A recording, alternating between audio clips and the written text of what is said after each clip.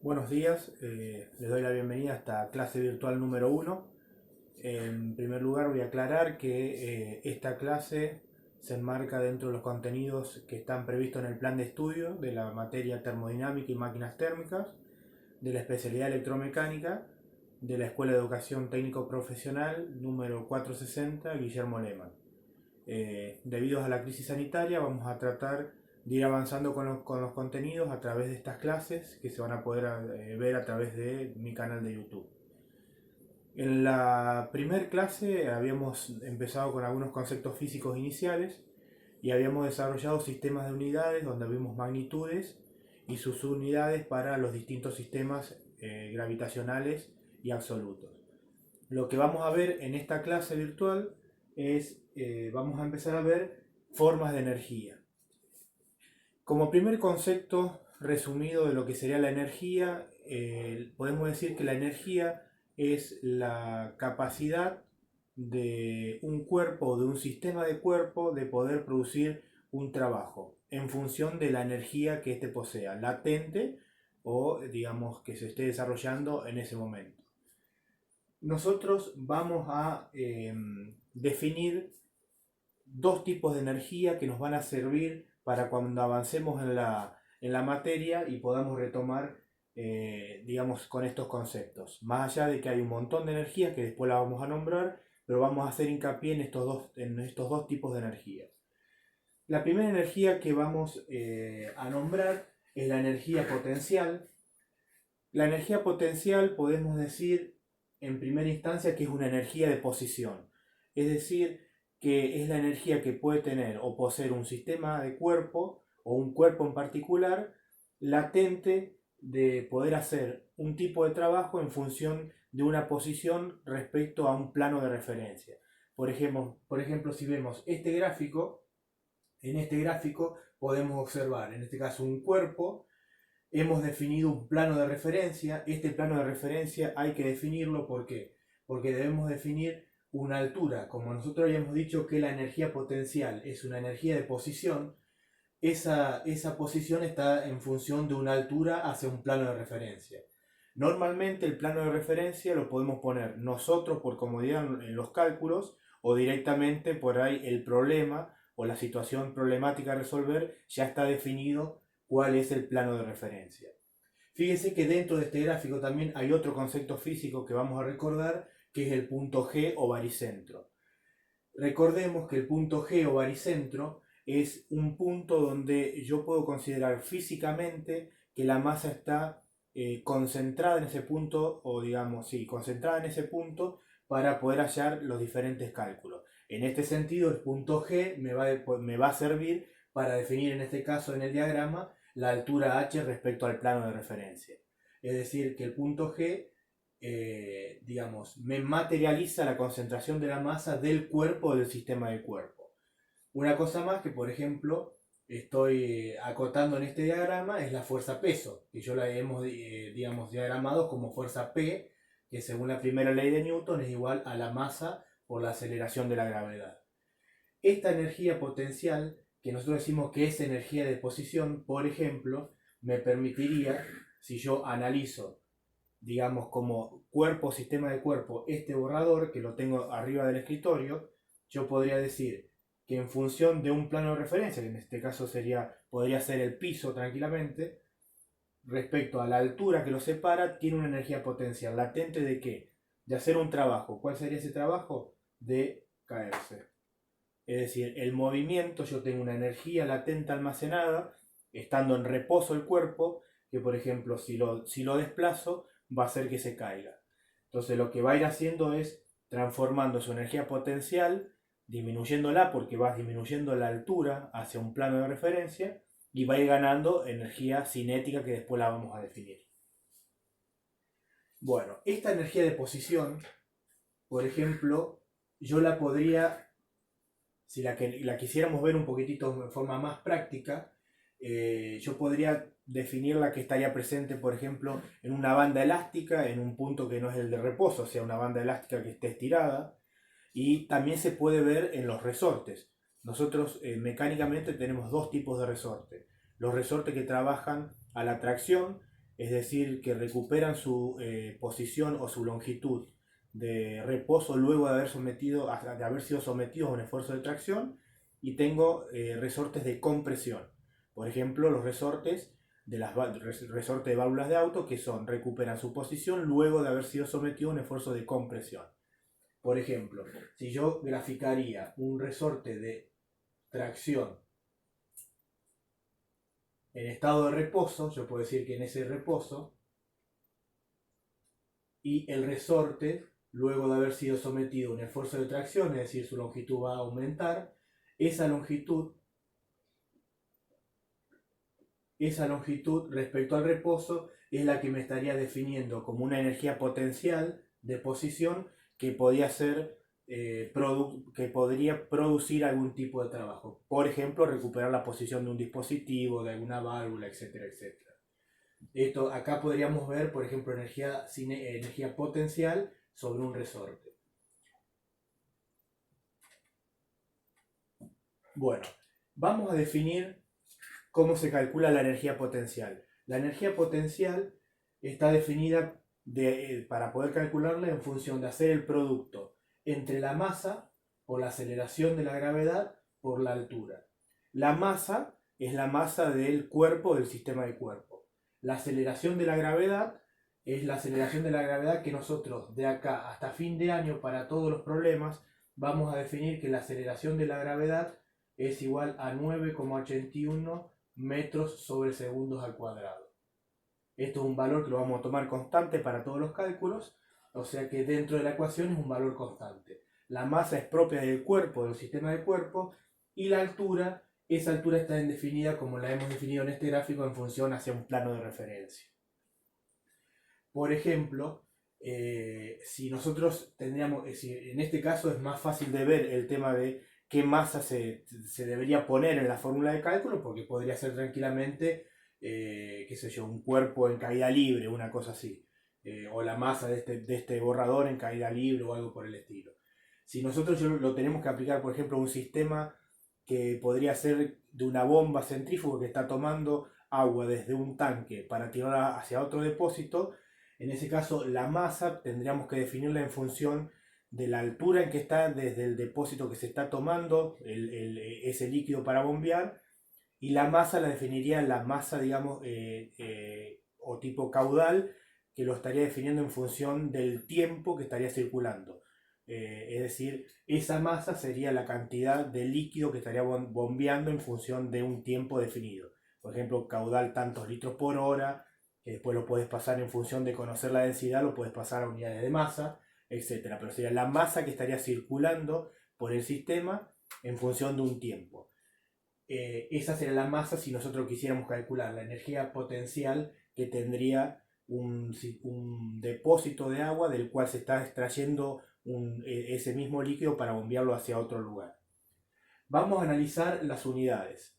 Si yo quisiera obtener en qué unidades medimos la energía potencial en el sistema internacional, solamente lo que tengo que hacer es ir reemplazando por las unidades que tendría cada magnitud dentro de la fórmula. Es decir, para la masa en el sistema internacional es el kilogramos masa. Para la aceleración de la gravedad, recordemos que aceleración es desplazamiento en función del tiempo elevado al cuadrado. Es decir, desplazamiento en el sistema internacional sería longitud es el metro, y el tiempo en el sistema internacional es el segundo, y como es aceleración es elevado al cuadrado. Y la altura, que es una magnitud longitud también, la estaríamos midiendo en el sistema internacional en metros.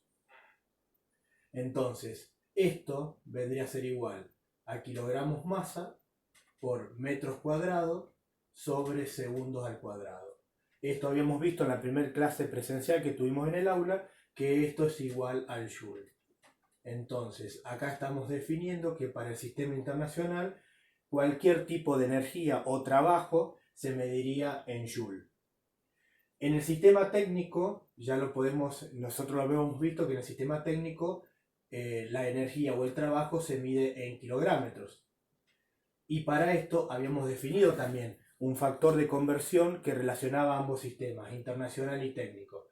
Es el factor de conversión que nosotros dijimos que lo denominábamos G sub C igual a 9,81, digamos que tomaba valor numérico igual a la aceleración de la gravedad, pero las unidades iban en función de la magnitud que estábamos convirtiendo entre ambos sistemas. Si yo en este caso estoy convirtiendo energía o trabajo, el factor de conversión G sub C va a tener unidades de Joule sobre kilográmetros. Joule sobre kilográmetros. Acá hay que recordar que no debemos confundir porque numéricamente son iguales, pero las unidades no son iguales. Entonces, ojo con eso.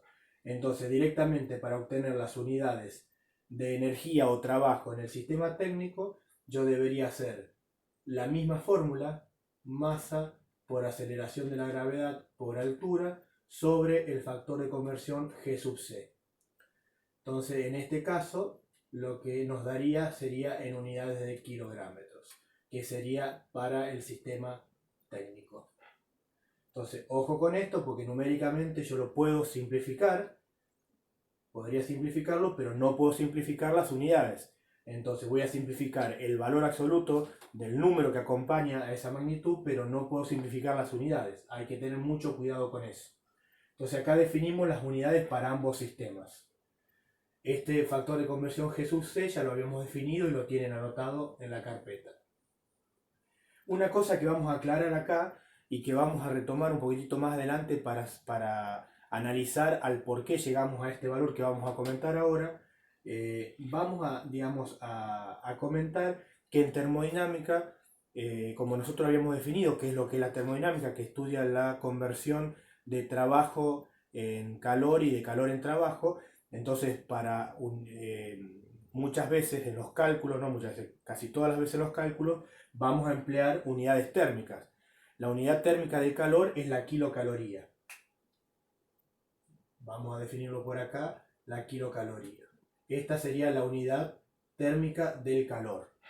Como nosotros en los problemas vamos a usar unidades térmicas, vamos a definir y lo vamos a analizar un poquito más adelante, un factor de conversión que vamos a denominar A, que es igual a 1 sobre 427 y tiene unidades de kilocalorías sobre kilográmetros.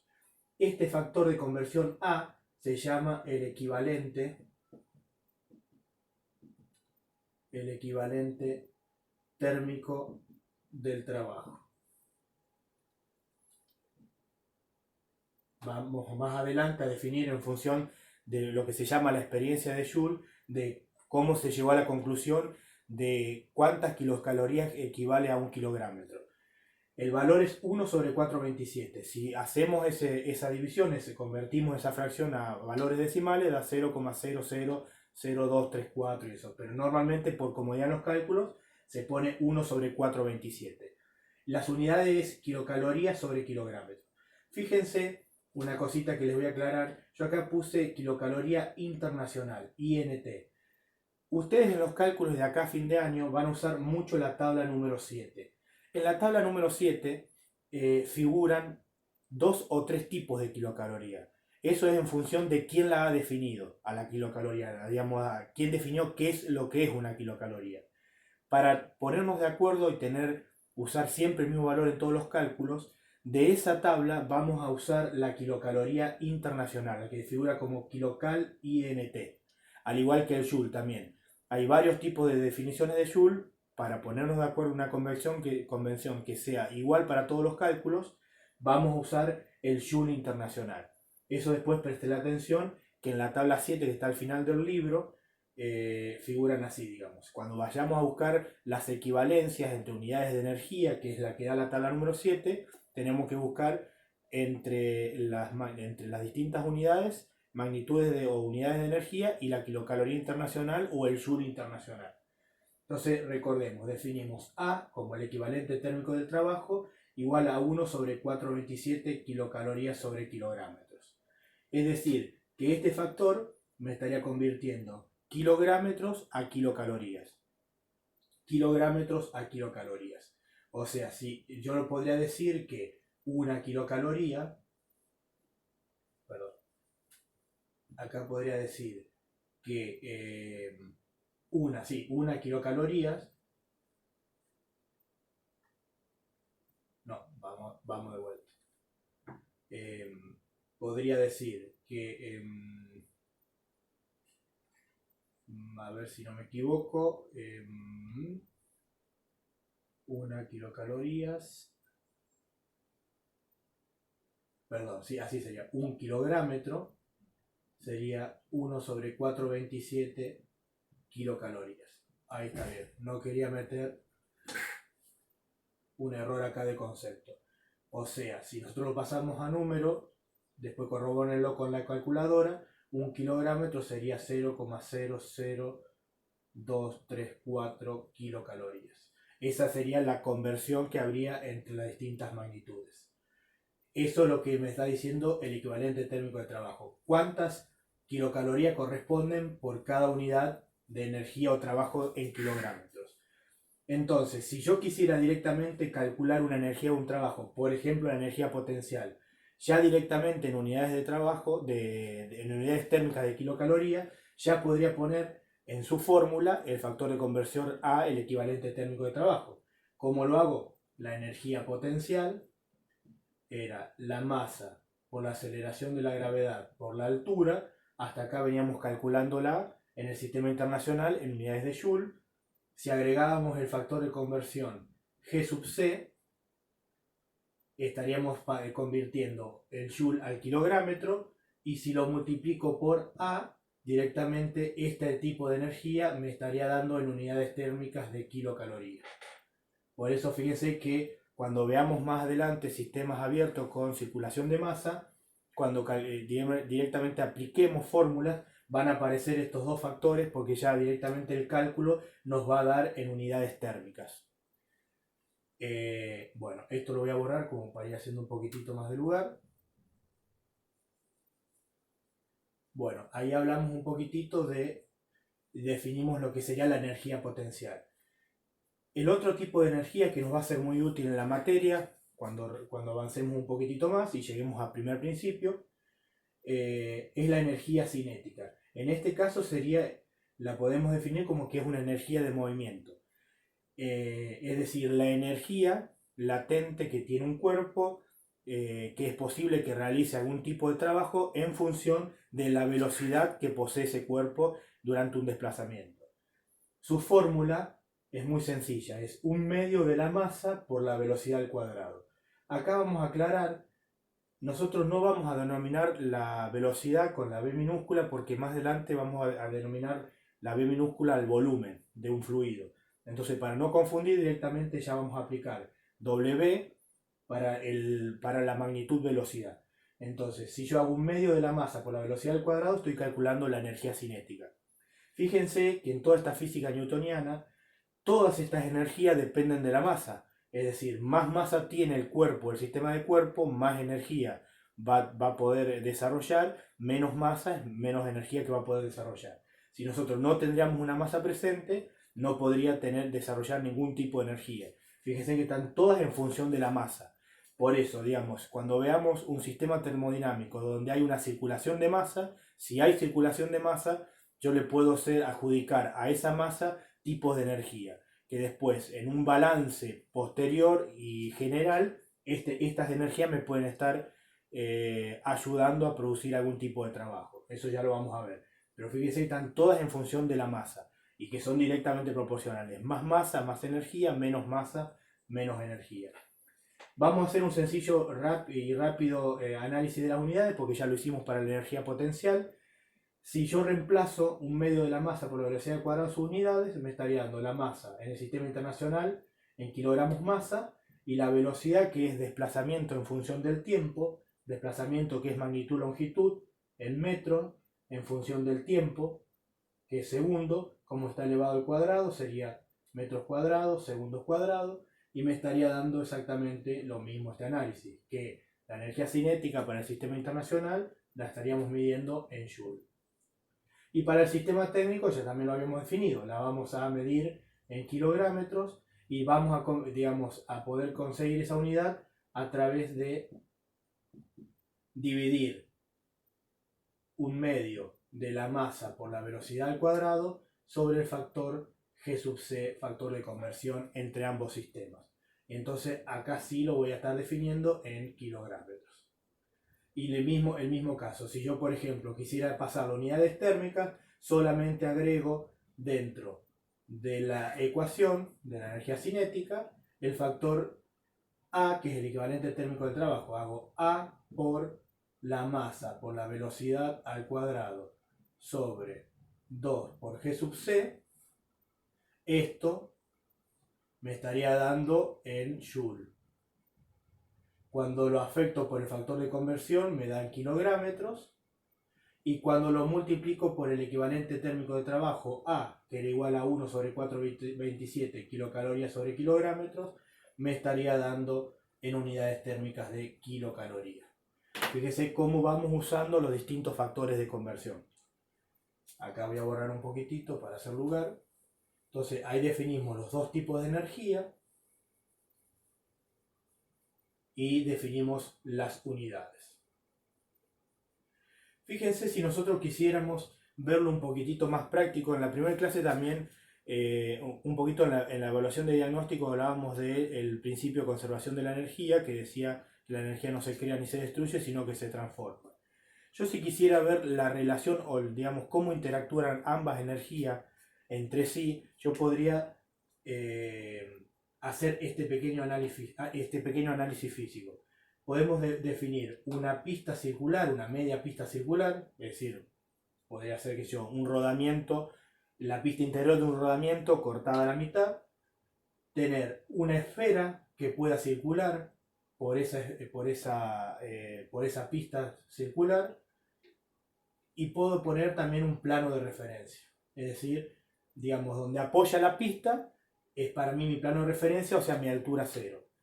Si yo, por ejemplo, empujo esta bolita para que circule y digamos, se desplace por esta pista, bajo ciertas consideraciones que serían, por ejemplo, que no consideremos que hay rozamiento y que esta experiencia se está haciendo en el vacío, o sea, en ausencia de aire, ¿qué lograría yo? Que esta bolita haga intermitentemente, indefinidamente, digamos, que vaya de una posición a la otra.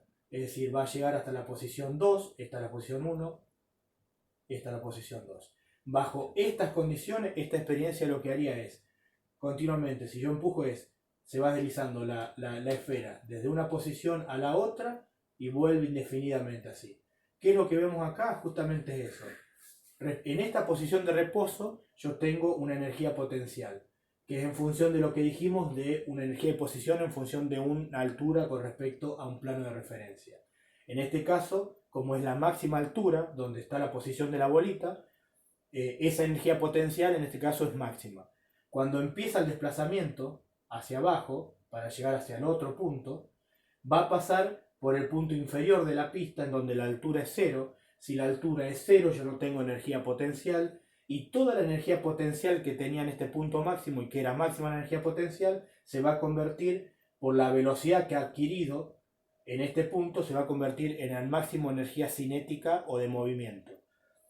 Es decir, se ha ido transformando la energía potencial de posición, al ir perdiendo en altura, se ha ido transformando en energía cinética de movimiento. Al llegar a este punto, máxima energía de cinética, mínima energía potencial, y va a utilizar esa máxima energía cinética para llegar al punto máximo.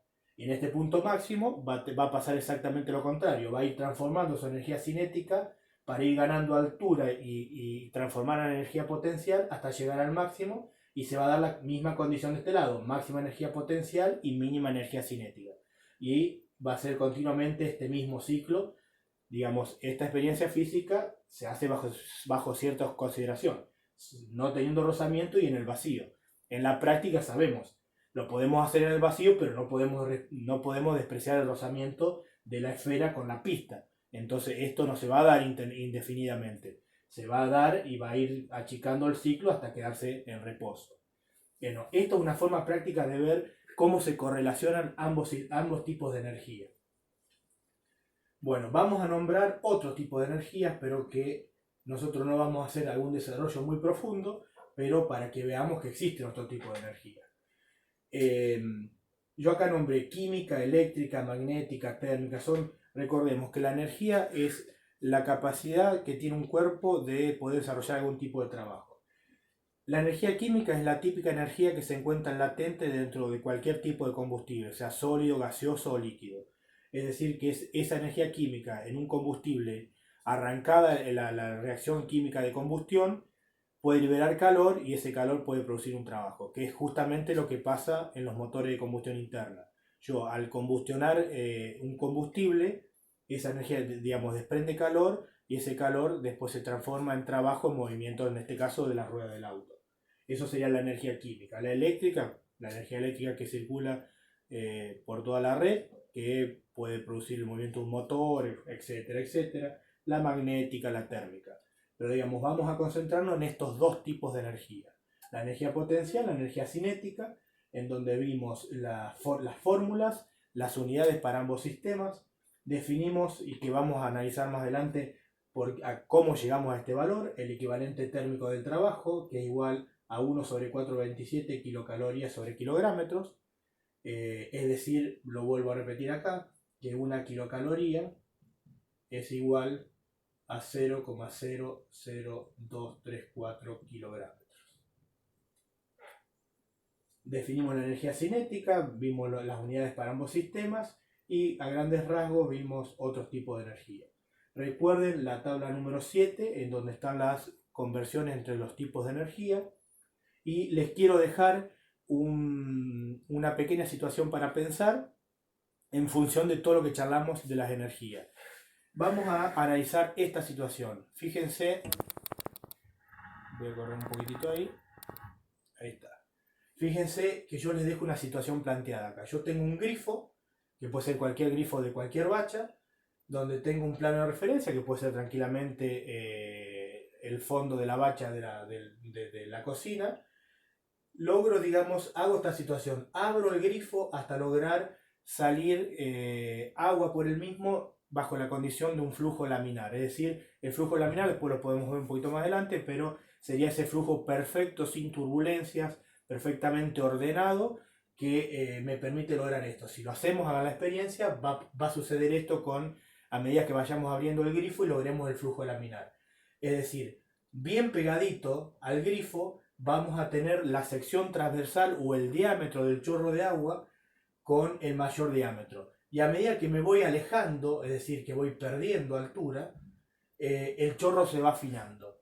Se va afinando cada vez más, va achicando su sección, y si nosotros lo estudiaríamos en una caída libre hacia el infinito, digamos, esa sección se haría casi infinitesimal, se haría muy chiquitito. Pero esto es lo que sucede, y pruébenlo en sus casas, que si logramos la condición de flujo laminar, el chorro a medida que va ganando o perdiendo altura, que va perdiendo altura, se va afinando. Entonces les dejo para pensar, que discutan entre ustedes o en su casa, que discutan por qué sucede este fenómeno.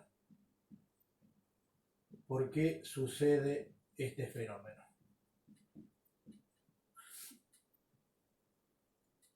Bueno, esto después lo podemos analizar en algún video siguiente.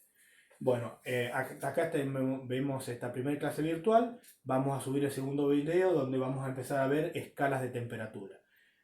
Bueno, recuerden que yo en los horarios de la materia, en donde cursan las materias, voy a estar atento al Skype.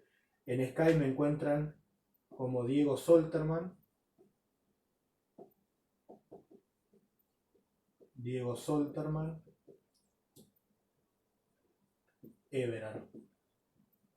Eberhard, DT al final.